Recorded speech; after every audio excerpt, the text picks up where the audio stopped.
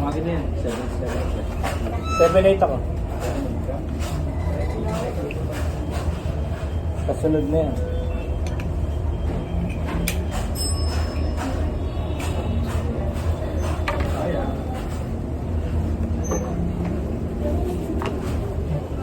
Yeah, that's it. Spaghetti. Jollibee aja. Jollibee. Yung sweet, bad version nito. Jollibee ba? Yung ulam binili sa McDo. Yung kanin sa Jollibee.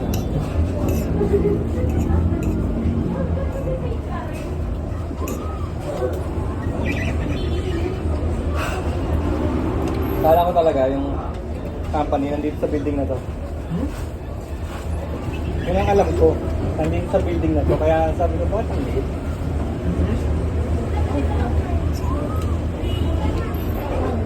Hindi dyan. Nakali dyan. Oh, hindi dyan. Dito. Pag may number mo. Kasi katawan lang yan. Very well, it was sunny out. Here.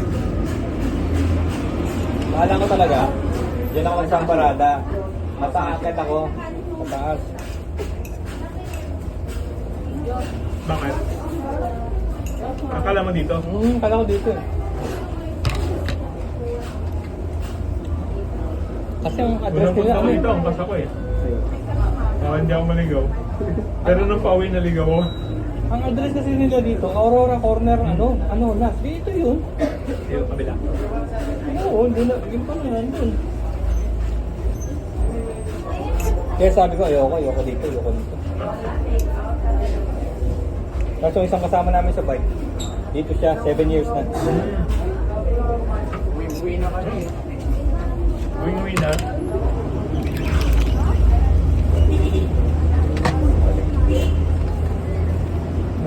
Naligaw ako nung pauwi. Imbis na antipolo yung nasakyan ko, doon ako binabasa, tumulong. Doon ako bumaba. Sabi ko, hindi pa talaga ako legit na Manila boy. Kahit naman ako eh, naliligaw pa rin. Buti nga maligaw ka, may service ka pag ako naligaw. Down service.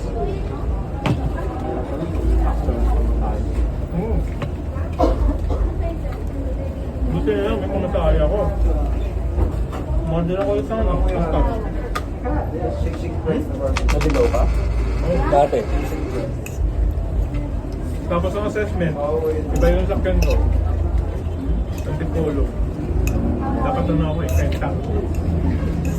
Oo nga. Hindi polo nila. Oo, diretso. Lumatay. It's a lesson learned. Laki ng gastos ko doon. Mga nasa 400.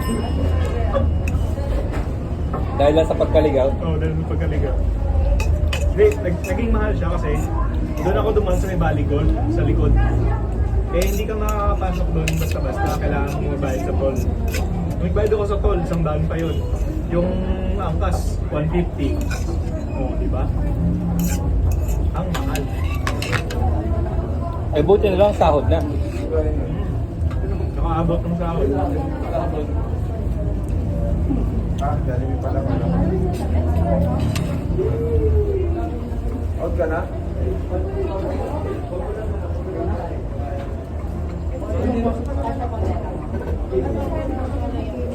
Masarap pa rin yung Jollibee. Tara, tapos dito. Lipat? Lipat, tara. Doon naman ako mag-burger. Bukbang ah.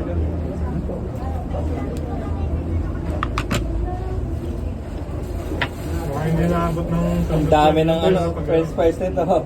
Ang dami. Ang dami ng french fries oh. Regular ba yan? Hindi, large.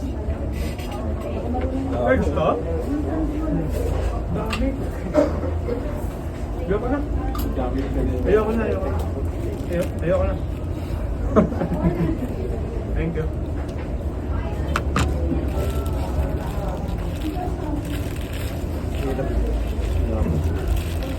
Tara, malisa na yun.